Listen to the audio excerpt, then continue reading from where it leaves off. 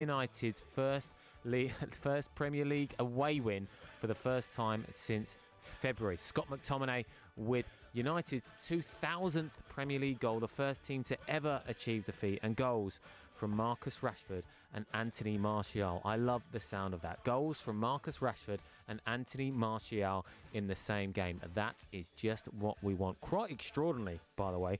2 penalty saves from Tim Krul as well in that game. 1 from Rashford and 1 from Martial. That is not what you want to hear. 2 penalty saves from Rashford and 1 from Martial. Delighted to say on the line we have Mark Flanagan, our Northwest correspondent. Mark, you saw the game. Talk to me. Was it good? Oh, they were lucky, weren't they? There we go. So, no, I think for 25 minutes in between, Rashford had a really good chance. I think it was about the 20th minute, and then up to half time, it was just like watching United in the glory days. They were swarming forward, chance after chance after chance. Martial and Rashford on the same wavelength.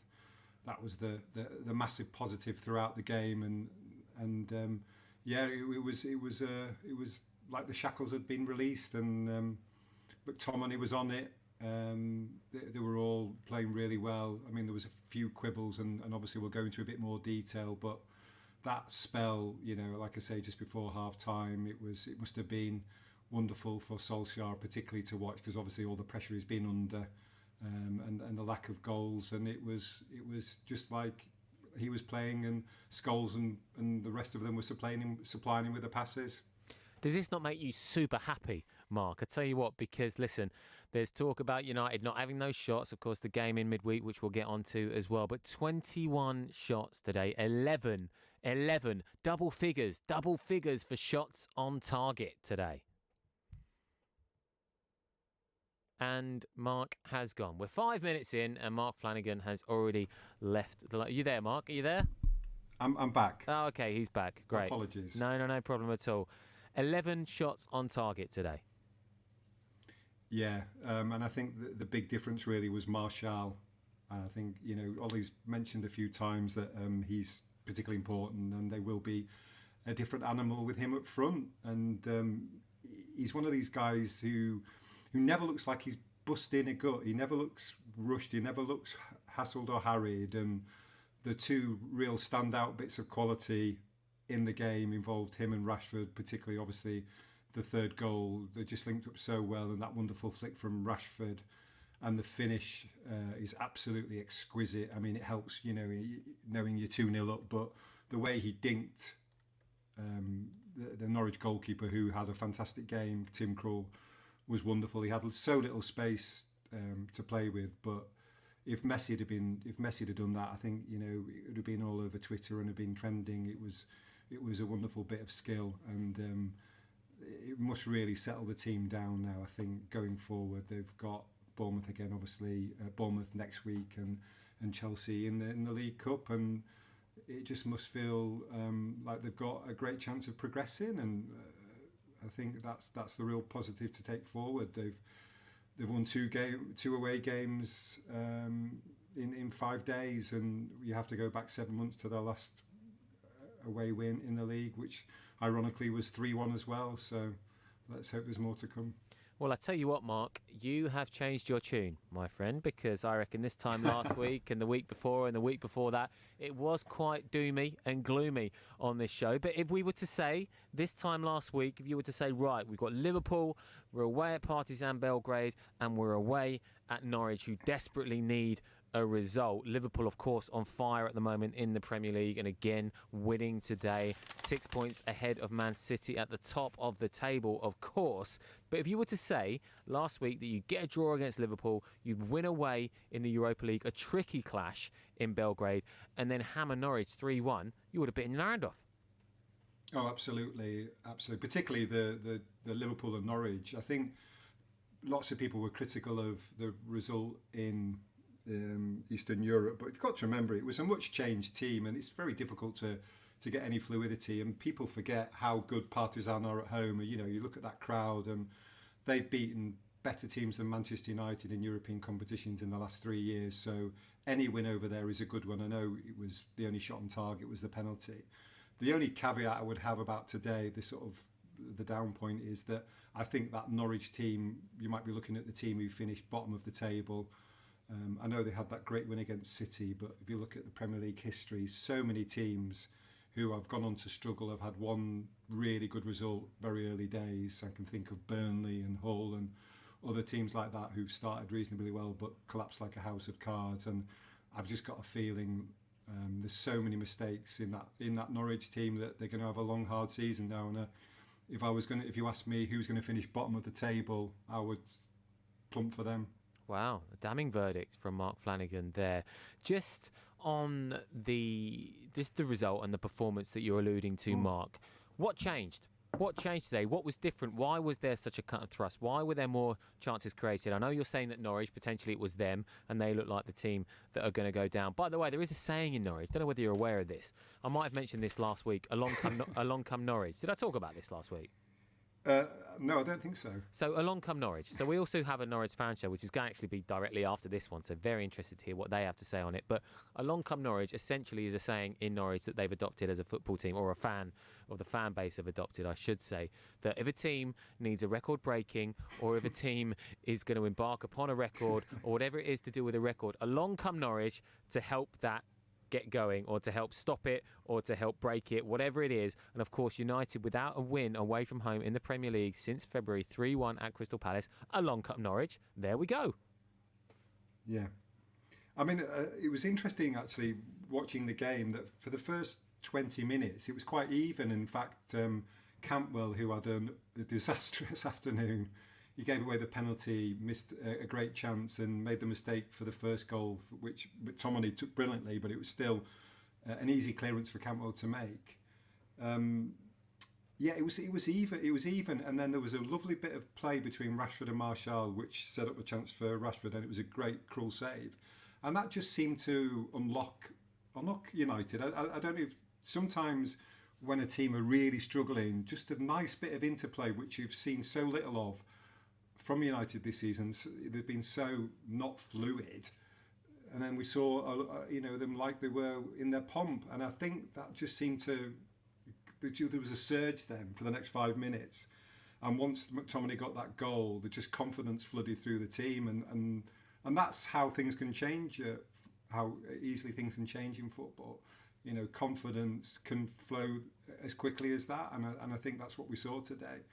The second goal, I mean, Rashford was given the freedom of Carrow Road when James picked him out. I mean, I don't know what the Norwich defence were doing, but he took a great first touch, showed loads of composure and finished it really, really well. And when things aren't going well, those things, obviously he hits it straight at the goalkeeper, or it blazes it over the bar. But he took it well, and he's obviously coming on the back of a couple of goals. So slowly but surely, it's starting to fall into a place for the big players, and I think obviously central to that is Martial, because if you look at everything that went well today for United, he tended to be at the centre of it. Yeah, indeed. Slowly catchy monkey is, I think, what they say, Mark. And Scott McTominay is, well, a guy that a lot of fans, perhaps when he first broke into the team, weren't quite sure whether he was going to cut it. Of course, chat in the summer that Sean Longstaff might have been coming to the club. He, of course, was sent off for Newcastle today. But Scott McTominay with another goal, his second goal of the season, covered more ground than any other player in the game, 11.38 kilometres. What are you seeing in Scott McTominay now? Are we seeing the emergence of a potentially great Manchester United midfielder of the future? Potentially. I mean, if he maintains the rate that he's shown in the last sort of 9 months, I'd say he's got a chance. I think the great thing about that goal today was the way he took it first time. He's running away from the goal. He hooks his foot around the ball, and 99 times out of 100 you'll see players take a touch to sort of nudge it past the defender, and just to have that confidence and vision to hit it early. And it really caught Tim Krul off guard a little bit, I think. I mean, it was heading into the corner, but Krul had no chance of getting it, just because it looked like he whipped it of Cantwell's toes. But then you look back at it again and you see Cantwell's actually made a little bit of a mistake in giving McTominay a yard. And if he continues to add goals to his all-round game, that adds a new sort of dynamism and another takes him to another level as well. The great midfield does not only do all the things that we've talked about that he can do, but if he gets 10, 15 goals a season, then you're really talking about a special player. Alongside Fred in the middle again today. Yeah. I mean, listen. I haven't got that many notes on Fred. Well, this is the thing, isn't it? He's getting minutes here, and I don't know whether this is, part and parcel of it. And I was having this discussion earlier about Ole Gunnar Solskjaer, and someone said, whose position would you rather be in, Ole Gunnar Solskjaer or Mauricio Pochettino, or would you rather be a Spurs fan or a United fan right now? And I just thought that, Mauricio Pochettino is in a position at the moment with Spurs whereby he's been there for around 5 years or so. You're never going to get a repeat of Arsene Wenger. You're never going to get a repeat of the 26 years that Sir Alex Ferguson had at Manchester United. Football is just different now, regardless of what you say. Even the greatest manager at the greatest club with unrivaled success just isn't going to get that amount of time. One, because he probably wants to change, and two, because the players and potentially the fans want to change. I think there is a desire, a need for fresh impetus, new challenges, new actions led by that manager. So with Pochettino, you think maybe, and he's alluded to himself, that his time is up, whereas Ole Gunnar Solskjaer clearly has a remit that he's been given from the board. He clearly has his own agenda of where he wants to take Manchester United, and whilst it might be difficult and while there might be some tough times in what he's trying to achieve and that fans might have to be patient in order to get there, I think I'd prefer to be in Ole Gunnar Solskjaer's shoes because he's got a project going. And listen, this all stemmed from my point about Fred. And I'm not saying that Fred is at the very heartbeat of that project. However, he's clearly giving him minutes, isn't he? Which means that he must have faith in him and must see something in him as a midfielder. Yeah, and the other thing to remember, which is very easily forgotten, that it's been a really tough introduction for Fred. He's coming into a struggling team. He's not guaranteed a place. Every time he plays, particularly in his early days, he's playing with somebody different. And in that position particularly, it takes a while to kind of get into the flow of it. I mean, if you'd have listened to Liverpool fans in the first 2 or 3 months discussing Fabinho, they would have think, we're not sure about this guy. He looks a bit woolly, he's a bit slow and all this thing. Now they think he's the greatest central midfielder on the planet, and that's how quickly it can change. He's come from a different country. He doesn't speak the language particularly well. It's a foreign environment. You can't expect every player to walk into a team, particularly a struggling team, and to look like a world beater. And somebody like Fred, we don't know how good he's going to be because it's still too early days, and obviously the jury's still out. But don't write him off because players who've had really good careers have had worse starts than Fred. Indeed, they have. This is the Manchester United Fan Show on Love Sport. That was Mark Flanagan. We'll be back in a moment. This is Love Sport. Love Sport Breakfast with Richard Lee and Patrick Christys. What I loved about that whole incident, don't consider apologising, just make it known that, no, actually, I'm right. We should be spying on each other. Yeah. And then you kind of question yourself, like, maybe he's right. We should be out there doing really bad things. I don't know. There's some life advice there from Richard Lee. You know what? Just do it. Just whatever's going on in your head now, just do it. Just do it. What's the worst that could happen? Take the Bielsa line. That's what I say. Can you imagine, though, like being Leeds' press officer? Because obviously Bielsa is crackers. Yeah. Is he like, I've got a press conference. Where is he? I don't know. And then just like at the back with the glass windows of the press centre, you just see Bielsa there with like an open dressing gown just fiddling through the weeds. Like, Bielsa, come on in. We need to do this. We've got a press conference. It's fine. She can look after the dogs. It's fine. Leave them there. What a guy. Weekdays from 6 a.m. You all right, mate? Yeah, I'm fine. Yeah? Really? It's just, there's a massive grizzly bear sitting on you. You sure you're okay? Well, now that you mention it. Sometimes we say we're fine when we're not, but with 1 in 4 experiencing a mental health problem, if your mate says he's fine, he might not be. Be in your mate's corner and ask twice. Time to change. Don't get caught out by rising energy bills this year. Leading price comparison site A Spokesman Said can help you save money in just minutes. Plus, sign up to A Spokesman Said to get the latest super cheap collective energy deals. These offers are such great value, they aren't even available direct from the energy companies. savvy customers have saved over £10 million from collective energy deals. Go to aspokesmansaid.com and you could be saving big money on your bills. With aspokesmansaid.com, fighting for you, saving you money. When your kids are ill, you just want to help them feel better. But you don't always need antibiotics. Get advice from your local pharmacy or search NHS Choices. As a parent, you always want to protect your kids, so make sure their vaccinations are up to date. Measles and whooping cough are on the rise and can cause severe illness, but childhood vaccinations can help prevent them. Are your child's up to date? Find out more. Search online for NHS vaccinations. Driving too close to the car in front gives you less time to react. You may not realise that you're tailgating. Leave a 2-second gap between you and the vehicle in front. When it's wet, leave a 4-second gap. By staying back, you give yourself time to react. Stay safe. Stay back. Highways England, connecting the country. Love sport. In the long clearance, and McCleary in trouble, and Hughes score. That was Barry Davis there, very quickly commentating on Manchester United's first ever Premier League goal. Yes, that was Mark Hughes at Bramall Lane in August 1992. We all remember Brian Dean, of course, the first ever Premier League goal scorer. Sheffield United 2, Manchester United 1. That start of the Premier League season, of course, it took United a while. Of course, lost to Everton at home, then drew with Ipswich, but of course got that first victory. I keep saying of course, like everybody knows this. Sorry, got that first victory against Southampton, Dion Dublin. But the reason we played it was that was Manchester United's first goal in the Premier League. And today, Scott McTominay scored United's 2000th goal. At least he's got that on his record, Mark. Yeah, that's very nice, isn't it? Yeah. Lovely little stat to have. Who scored the 1000th? Do we know? Well, I tell you what, Mark, we've got a little bit of trivia coming up. Just you wait for the 1000th, because that is all clipped up. Don't you worry. We've got it all sorted at Love Sport Radio. And actually, while you're on the line, I'm going to give you a little trick. Because it is the 2000th goal today, can you name me, this is going to be a tough one, mate, the top 10 Premier League goal scorers for Manchester United? I'm going to have to be really quick here, aren't I? Yep. And I'll fill it Van in. Nistelrooy, Solskjaer, Cantona, Rooney, Giggs. I'm going to give you 10 seconds.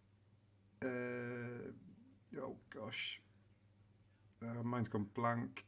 I'll tell you. So you were very close, mate. You got half of them, essentially. Oh, right. Yeah. So Wayne Rooney, 183. Ryan Giggs with 109. Paul Scholes with 107.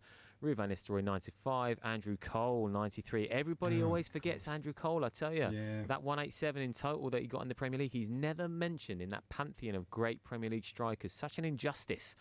Clinical. What a striker he was. Ole Gunnar Solskjaer, 91. Cristiano Ronaldo, 84. Eric Cantona, didn't want to bring you up on that. Eric Cantona, 64. Bex, 62. And the great Dimitar Berbatov at 48, joint with Robin Van Persie. Okay. Just goes to show, doesn't it, how many goals? It was the time. I felt very under pressure there. Yeah, I know, mate. Sorry, I just sprung it on you. But then if I told you about it, you could have just researched it. Yes, well, that's true. Just quickly reflecting more on the Manchester United victory at Norwich today. Interestingly, Marcus Rashford's 50th goal for the club on that. And also, Rashford and Martial were the first teammates to score a goal and miss a penalty each in a Premier League game. There we go. That VAR episode, well, I mean the VAR episode in itself, but the 2 penalties, 2 missed. Could you believe that was happening? I couldn't believe the first penalty was given. I thought we had this high bar. I must have missed a meeting where this bar's been dropped a couple of miles. 2 weeks ago, at the Watford game, Deulofeu nearly gets decapitated and doesn't get a penalty. Unbelievable. And then Daniel James falls into a defender and gets a penalty. So it's very odd. And the only good thing about it is that it wasn't important in terms of the overall scheme of things, whether it didn't decide the game. And it was actually, I think Ollie's come out and said afterwards, hasn't he, that he said, I think he actually said he was glad that they missed because it wasn't a penalty, which is an easier thing to say when you just won 3-1. Yeah. But if that kind of thing happens in a game when it's tight and it makes a difference, it would be really, really sickening for the team who's on the wrong end of it. I know certain teams have felt like they're on the wrong end of it. I know a lot of Everton fans were screaming on Twitter yesterday about their VAR thing, and I think by Christmas every team's going to have a VAR story, a VAR hardware story. So they just need to get it sorted out, because very quickly it's going to turn into a laughing stock if they don't. I think it already is a laughing stock. To be fair, it's an absolute shambles. Is VAR, as is the sound at the moment for some reason. I think an alien just popped in to the studio there. It was Ronaldo. He's upset I didn't mention him. That was it. He's getting his own back. Yeah, that's what it is. We're going to move on to some transfer talk, Mark, because never quite in the world of Manchester United, of course. Thomas Muller and Kai Havertz both linked with United this week in a £125 million swoop. Now, this could well be complete nonsense that's come from absolutely nowhere.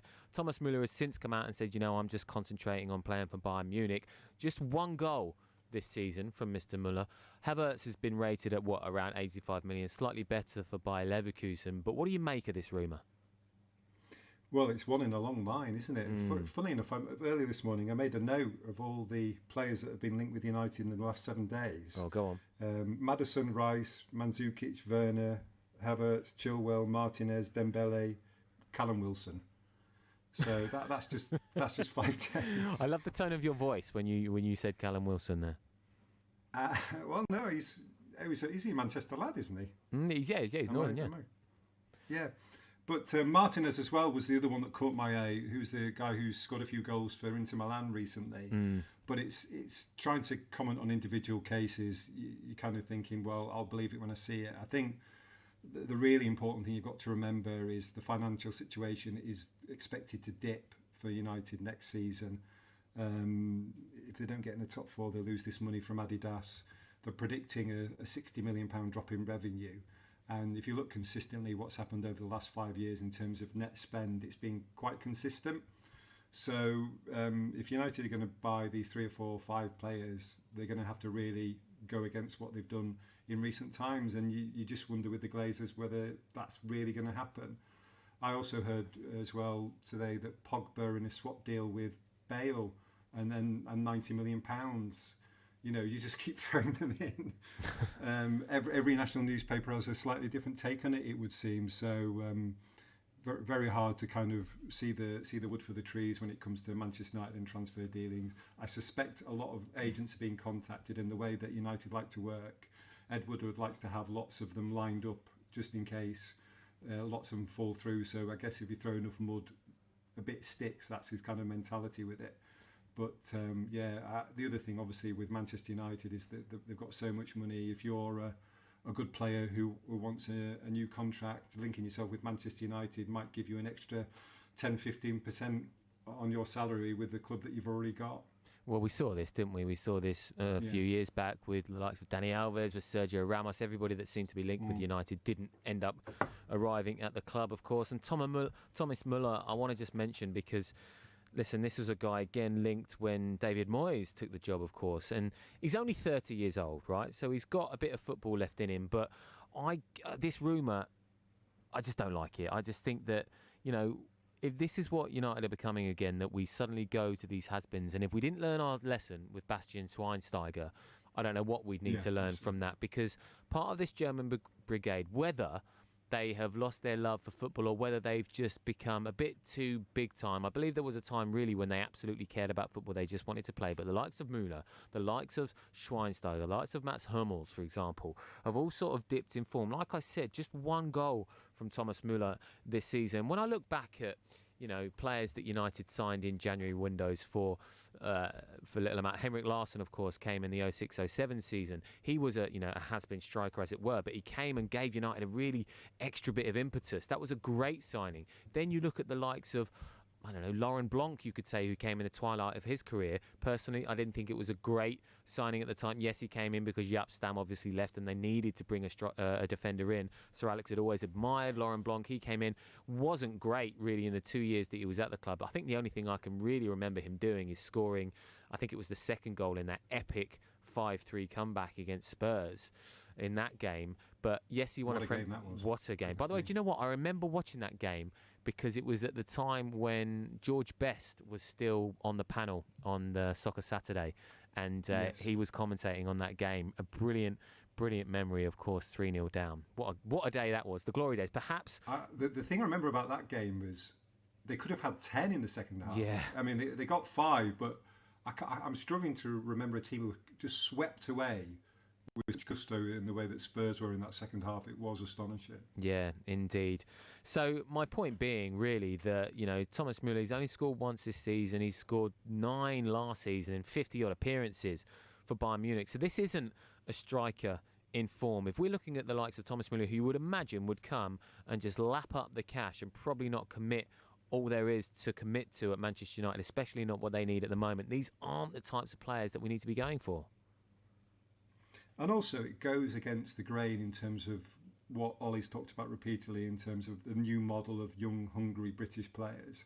I mean, you're always going to slightly pay over the odd for British players, which has been the case for 20 years. But it's the same with Mandzukic. My understanding with the Mandzukic thing in the summer, he was going to come, but the coaching staff and Ollie weren't keen, and that was the reason the deal wasn't done. He convinced the board that with Martial, Rashford, and Greenwood as the number 3, that was a better bet long term than taking a punt on Mandzukic. Now, obviously, Mandzukic has come back into the picture because of the difficult start. But if United go on a bit of a run now, that gives Ollie a bit more power to kind of say, no, look, we don't want to upset the apple cart now. We've got the momentum back. And throwing in a 33-year-old who's never played in the Premier League before, may not be the best thing in the world. So Muller does kind of fall into that category when you consider the amount of game time he's had. He's played at the top level for 12 years.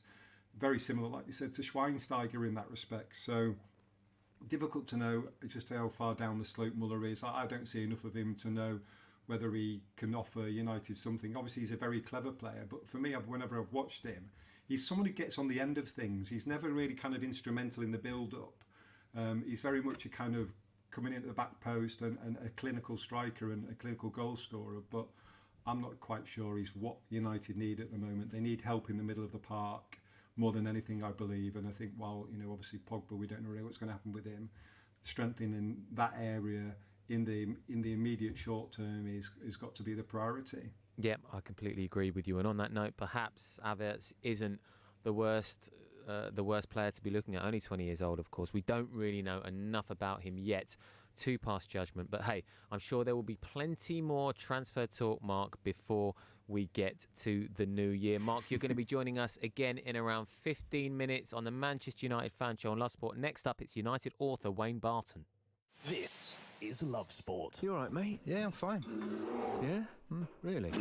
It's just, there's a massive grizzly bear sitting on you. You sure you're okay? Well, now that you mention it. Sometimes we say we're fine when we're not. But with 1 in 4 experiencing a mental health problem, if your mate says he's fine, he might not be. Be in your mate's corner and ask twice. Time to change. Are you paying way over the odds for your car insurance? The spiralling costs put people off driving, full stop. But you're a careful driver, and realistically, you'll only need an insurance payout if some halfwit cuts you off on the M1. So you shouldn't be forced to pay massive car insurance premiums. And you don't have to. Go to price comparison site aspokesmansaid.com today and find out the best value car insurance deals on the market. Don't pay the price for not shopping around. spokesmansaid.com. Fighting for you, saving you money. Making small changes to your lifestyle could improve your chances of staying healthier longer. Start now by taking our free How Are You quiz. Just search 1U. Brilliant, I've finally quit. I can keep up with my kids now. I feel like I've got my life back. It's an amazing feeling when you stop smoking. Experience it for yourself with help from Smoke Free. Our range of free support can help you quit for good. From our app to emails, face-to-face and online communities. Search Smoke Free, because there's only one you. How are you? How are you really? Modern life can be busy, and sometimes it's easier to look after others before looking after yourself. But there's only one you. And making small changes to your lifestyle now could improve your chances of staying healthier longer. So take the first step to a healthier you with our free How Are You quiz. See how you score and get personalised tips and support. From how to eat a little healthier to turning a 10-minute walk into exercise. Just search 1U. This is Ian Stone. I'm here on Love Sport Radio every Saturday afternoon from 12 till 3. My father said I could have been a professional footballer. My father was a big fan of mine. I was 21 years old and I was playing for a team. My father was the manager and made me Player of the Year. Oh. He walked into the dressing room and he went, Player of the Year this year? Well, I think it's Ian. Ian Stone every Saturday afternoon, 12 till 3. Love sport. Eric Cantona started the move, which led to Andrei Kanchelskis putting the result beyond doubt. A powerful run from Kanchelskis. Manchester United 3, Wimbledon 1, United's 8th successive league victory. That was United's 8th successive league victory in the 93-94 season. Andrei Kanchelskis there completing a 3-1 victory for United against Wimbledon, the old Wimbledon, of course. And that was United's 100th Premier League goal. Of course, we are celebrating today because Scott McTominay bagged United's 2000th Premier League goal. Mark Hughes with the first. We've already played that audio in that first ever Premier League game against Sheffield United. And then Andrei Kanchelskis there scoring Manchester United's 100th Premier League goal. I think we might get the 1000th up next. I wonder who that will be. Anyway, moving on, because we now have Manchester United author Wayne Barton on the line now. Wayne, it is great to have you on. We're going to be talking about your book Red Print that is out now and many, many other things. Hi Matt, how are you doing? I'm good, buddy. It's great to have you on. Now, before we get on to the game and the current crop and everything else, let's talk about your various projects that you've got going on at the moment. Red Print. Yeah, I started writing that on the day that Sir Alex retired. I just had an inkling that there'd be a book in it someday. It's been a case of waiting to see when we would publish it, really, because around the last 18 months we were hoping that there might be an happy ending, either through Mourinho or whoever followed him. Turned out that wasn't the case, but the book was ready to go, and there was so much in it at that point. It was such a big book anyway that it made sense to release it when we did. Otherwise, who knows how long we might be waiting if we're waiting for a league title or a European Cup. It's a fascinating project, this, because, like you said, you started writing it when Sir Alex left. So did you have it in your mind at the time that when Sir Alex departed, that United would embark on a bit of a journey that would create... I mean, listen, there's always a story regarding Manchester United, but in this particular instance, were you thinking, oh, some juicy stuff might happen and this could really make a good book? I think what it was for me was more charting the mechanics of the change and, this search for an identity and how far we would move from that and how closely we try to remain loyal to it, which has been fascinating, really. I think quite depressing for a lot of fans as well, to see how far we have strayed from it. But from an observer point of view, from a football fan's point of view, if you actually look at what we've tried to do and how we've tried to adapt to the various coaches and everything like that, it has been a fascinating thing. First and foremost, it has been a little bit of a bogged down book to write because there's never seemingly going to be a right positive way out of it. There's been a couple of positive moments, don't get me wrong, but I've always been fascinated with how United's identity is seen by other people and how closely that resembles anything. I mean, I don't even think Sir Alex's version of Manchester United was 100% what Sir Matt Busby had intended it to be, but I think that's because when Sir Matt took over, he and as now I'm going a little bit off track from Red Print with this, but when Sir Matt took over, his ideals were to play attacking football and to play attacking football with young players, and the success came as a part of that, and that became like this third condition that every other manager since him has had to fulfil. And only Sir Alex has really done that, managed to do all three. So, it has been that facet of it and seeing how closely, if you think that those three are the ideals, the principal ideals that the club have always tried to stick by, it's interesting to see from football fans' point of view, how they've tried to kind of stay on line with that, and and how far they've strayed from it as well. Were there any particular parts of the book, Wayne, that you enjoyed writing, or that you found particularly difficult in terms of contributions, in terms of, starting it, in particularly that opening summer was madness, because you had the whole debacle with Ander Herrera. Of course, we know he signed the following summer, but there was that madness with the representatives. There was the ridiculous nature of Marouane Fellaini coming to the club after his clause had finished, so that he cost the club more. Thiago, of course, was maybe potentially coming to the club. That didn't happen. There were so many rumours flying about, and nothing happened. Fellaini, the only incoming that summer. That's what is that where the book starts in terms of the summer of David Moyes taking over? Yeah, it's an interesting thing. I was listening to Mark talking before about how United have been linked with a bunch of names in this last week. There's not even a transfer window open, because they are the headline generators. But the thing what people often forget is around the time that Sir Alex retired, I'm pretty sure it was the day after, wasn't it? United set up the Twitter account. They became instantly more visible and instantly more transparent with everything that they were doing. And there were so many names linked with United. That's always been part of the course anyway. But they were so transparent in the way that they were doing things that it did unsettle, definitely unsettled me as a supporter. I'm sure it unsettled a lot of other people as well, that they were playing it so publicly. Like you said, the first summer, in terms of what David Moyes did, I do feel a little bit sorry for him. I think he made a lot of mistakes that were understandable. But I also think that if you listen to everything that he said at the time of getting the job, he said something like the blood drained from my face. And that to me said he wasn't expecting to get that job. And from April, when he was offered the job, to July, it's only a matter of a few weeks really. And I don't think it was long enough to put a plan in place when he really needed one when he was going to United. What he tried to do was surround himself with familiar people. He was also linked with Baines, wasn't he? He took all his stuff from Everton. And, these are things that many managers do, but he was just not equipped to do that at Manchester United.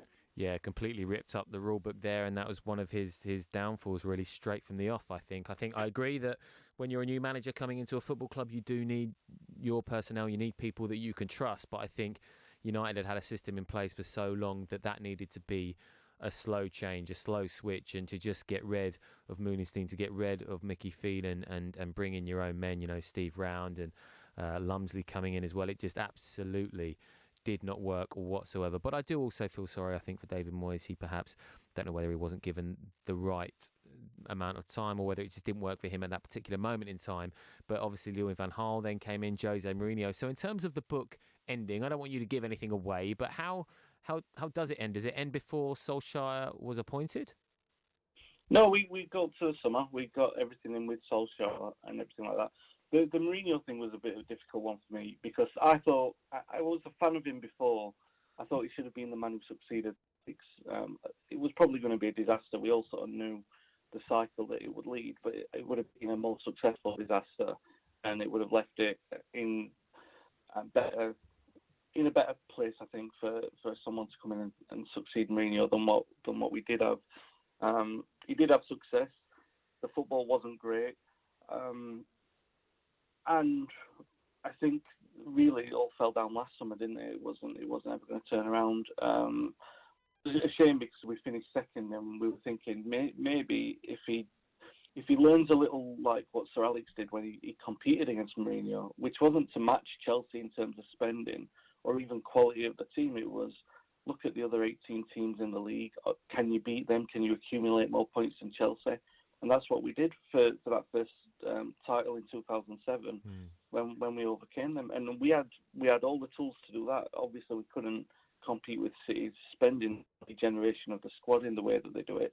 But we were certainly, finishing second, we were obviously capable of accumulating those points. And it never made sense to me why we gave Mourinho a 3-year contract in February and then didn't back him in the summer. And then for me, that was the start of the downfall. Not in terms of, maybe Mourinho would have all gone wrong for Mourinho anyway. And I'm not saying they shouldn't have sacked him. They certainly should have sacked him then. But if have the confidence to back him, they shouldn't have given him the contract, and they should have just sacked him in the summer anyway. That to me was the biggest baffling thing, because it set us back 6 months, set a lot of problems in motion in terms of expenditure and contracts running down and everything like that. And we don't know how long those ramifications are going to go on. I mean, we still don't know how long we're going to be paying the price for Alexis Sanchez, how long that deal's going to go. So there are a lot of things in there. But yeah, the book goes up to the summer, which I did try and put a positive outlook on it in terms of Ollie gets the club. Contrary to what many people think, I do see some kind of light in these tactical decisions and everything like that. Everyone seems to say that we don't have a plan. I think we do have a plan. I agree. In his last few games, he's shown really good tactical awareness and everything like that. I mean, you can't blame, maybe you can blame him, but that'll be for another day in terms of the injuries. Are they down to his regime? We don't know that yet anyway. But I'm not going to blame him for 6 or 7 players being injured. I'll give him the benefit of the doubt with that for the run that we've had at the start of this season. And I saw a few games last season. I thought his tactics were good. I've seen a few games already this season that I think his tactics are good. I think you've said it already at one point that the signings that he made were good. So there's every reason to back him a little bit longer anyway. I don't think 10 months is a big enough sample size. I think people wanting him to be sacked is just that was just crazy. But we got to have faith. I don't see the point. That's what we're supposed to do, isn't it? We're meant to support. So Absolutely. And just on the current crop, Wayne, and today's win, of course, the first win away in the Premier League since February for United. Your take on the crop and that victory today at Carrow Road? A very good performance, was it? I think it was actually this calendar year. I would say it was our best performance. Obviously, we did very well in Paris for that game, but I think it was the most impressed I've been. I thought the football was really fluid. The defence looked really solid. I think that owed a little bit to not going into pressure to just drop Lindelof completely. He picked him. He showed faith in him, which was good. Calling him back into the side. There are things as well.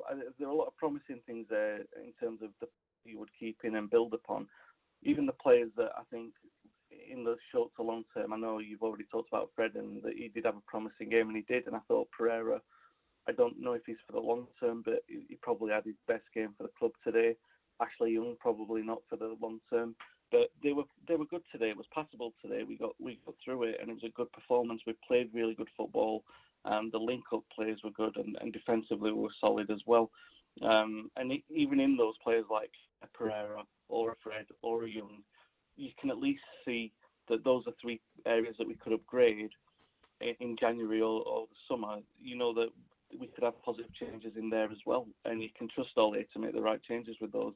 But on the players today, they were much improved. I'd be interested to see how good we are going forward, because I think you can't get carried away. I think Mark said it earlier. This is, it's a bad Norwich as well. You've got to temper expectations with that. But I don't see the sense in completely just pretending that, let's not be downbeat. We've got enough to be downbeat about, haven't we? We played well. We scored some very good goals as well. I thought McTominay's finish was absolutely excellent. And the link up between Rashford and Martial for the goal was absolutely outstanding. One of the best goals that we've scored in years. So you've got to at least be optimistic that that's going to be that we're turning the corner. Whether or not it is a sign that we're turning the corner, that's what we're stuck in at the moment, isn't it? We just don't know. But I'm certainly happy after today. I thought it was a great result and a great performance as well. Good stuff, Wayne, mate. Before you go, I've got to ask you 2 more questions. First of which, 2000th goal today in the Premier League for United. What's been your favourite of the bunch? Of the 2000? Yeah, of United's Premier League goals. Can you think of one that sticks out for you in the memory? Good. Let's go with David Beckham from the halfway line, or Eric Cantona's chip against Sunderland. Lovely stuff. stuff. Those 2 are pretty high. And Red Print, tell us, where can people find the book? It's in every bookshop. I've been in Manchester, so that's a good sign. Although maybe it's not a good sign if it's still there. No, it's well stocked in Manchester, and obviously the usual places online. Amazon and also through the publisher as well, at Pitch Publishing, should always support independent publishers. So pitchpublishing.co.uk. Lovely stuff. Wayne Barton, thank you very much for joining us. That was Wayne Barton, Manchester United author. His book, Red Print, is out now. Go get it. This is the Manchester United Fan Show on Love Sport. We've got about 10 minutes to go. This is Love Sport. Join former Premier League goalkeeper Richard Lee and Patrick Christys for Love Sport Breakfast every weekday morning from 6:30. The semi-final of the Rugby World Cup. Is it justified that I can crack the beers open at 9 a.m? Yeah? Let's hold that thought. Mark Flanagan, Love Sports North West correspondent, is on the line. Morning, Mark. Yeah, sorry, I'm just putting my can of Carlsberg down. Mark, get in! Don't encourage him, Mark, please. Love Sport Breakfast every weekday from 6:30. Love Sport. Get ready for Brexit on the 31st of October. Brexit will bring changes that affect businesses in many ways, particularly if you buy from EU suppliers, sell to EU customers, provide services to EU clients, and receive customer data from other businesses in the EU. Businesses need to prepare. Find out how at gov.uk/Brexit. Get ready for Brexit on the 31st of October. Home insurance is vital. You don't want to end up paying through the nose when something goes wrong. But are you being charged way too much for your home cover? Are your insurance premiums simply too much to bear? It doesn't have to be that way. A spokesmansaid.com is a price comparison website that trawls the internet to find the best deal for you. Don't pay the price for not shopping around. Visit a spokesmansaid.com and start saving today. Spokesmansaid.com. Fighting for you, saving you money. You probably think you're pretty good at multitasking behind the wheel. I mean, you have to multitask to drive. So what's wrong with checking your phone? The thing is, your brain simply doesn't work that way. Even a quick look at a message, or firing off a quick reply, affects your concentration and makes you less able to react to hazards. If you use a mobile phone while driving, you're 4 times more likely to crash. Think. Put your phone away. Before you set off on a long journey, remember to check your vehicle. Are your tyres correctly inflated? And are the treads deep enough? Have you got enough fuel? Is your oil level right? Checking your vehicle doesn't take long, but can prevent a breakdown or accident. And save you money. So, before you set off on a long journey, check your tyres, fuel, and oil. Highways England, connecting the country. This is Love Sport. Corner kick, Scholes takes it, floats it in, header, and it's a Manchester United goal.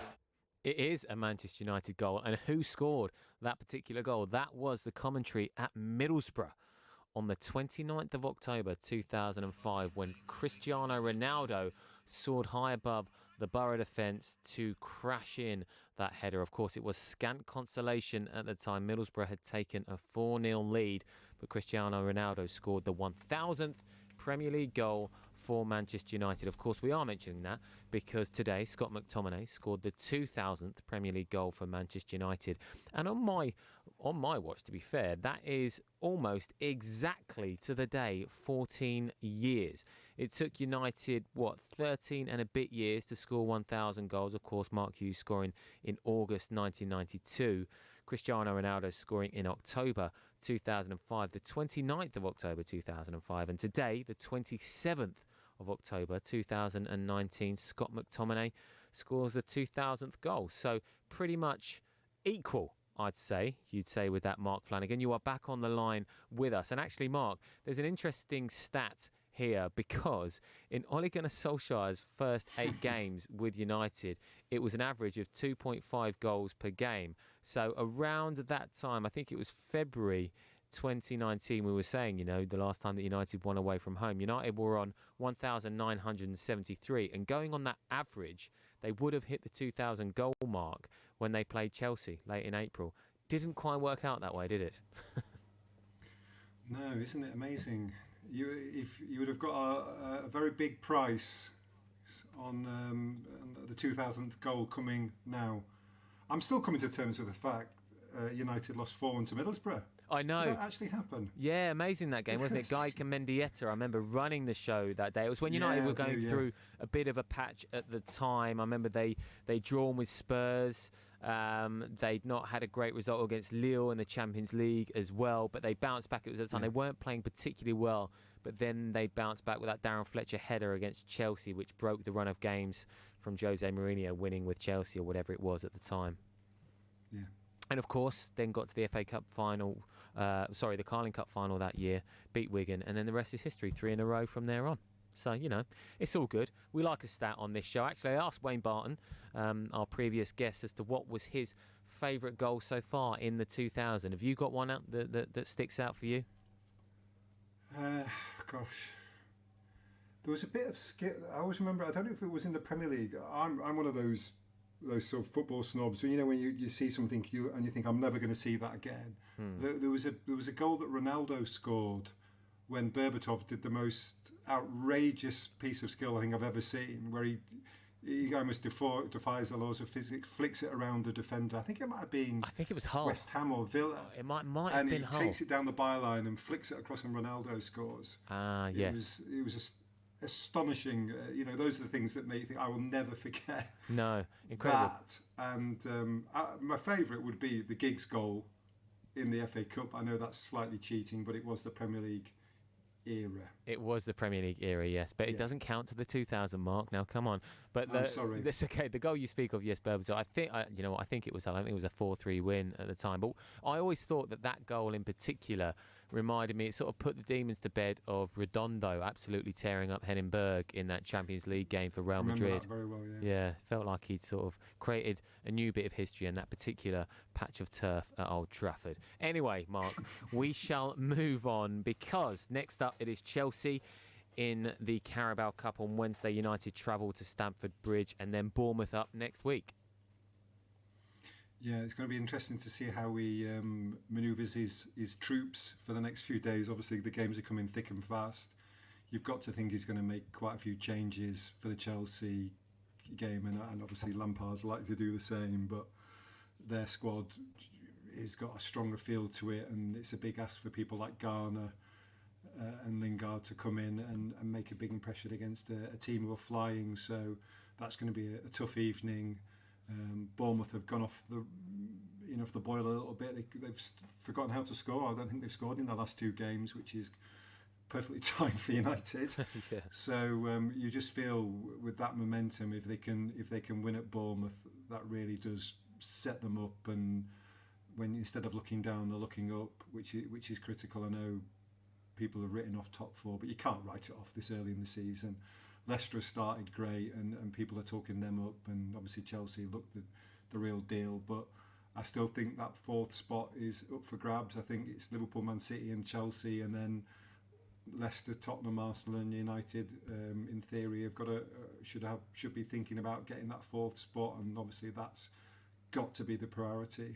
It is incredible, isn't it, what a difference a game makes. Just one single game. United is 7th now on 13 points. Yes, joint with Sheffield United and Bournemouth and West Ham on 13 points, but by goal difference, quite remarkably as well, United sit in 7th spot. Just one more win and an Arsenal defeat puts United equal points with Arsenal in 5th, and all of a sudden you're going, oh, do you know what? There we go.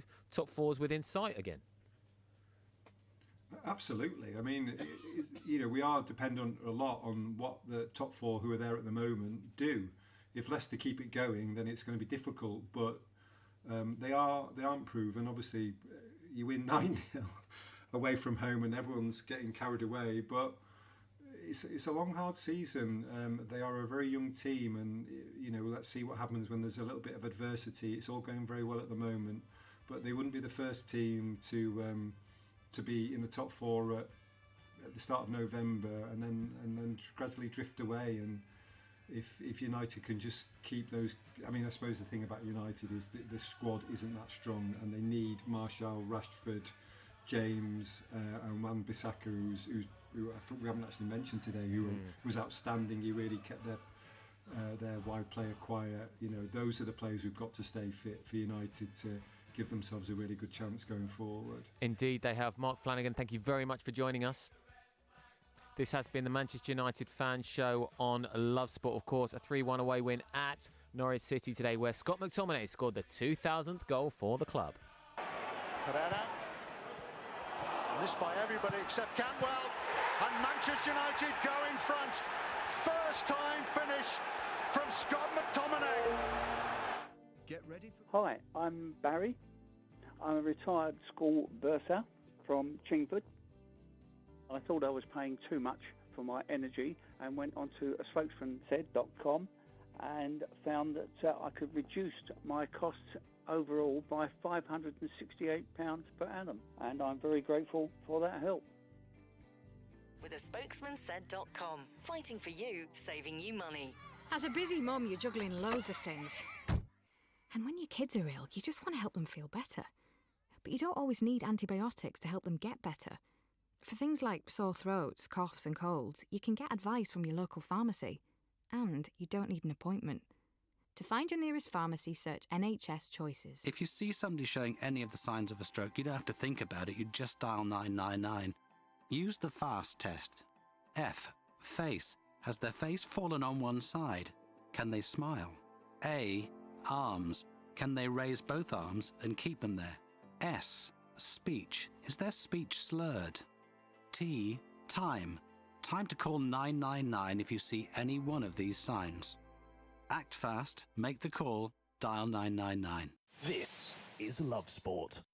You are listening to Love Sport Radio. It is our Sunday night fan show special. Coming up next, we have Norwich City. Of course, they were defeated at home by Manchester United today. 3-1 goals from Marcus Rashford, Anthony Martial. 2 penalty misses, or saves, we should say, from Tim Krul as well, from Marcus Rashford and Anthony Martial. And Scott McTominay getting the opener there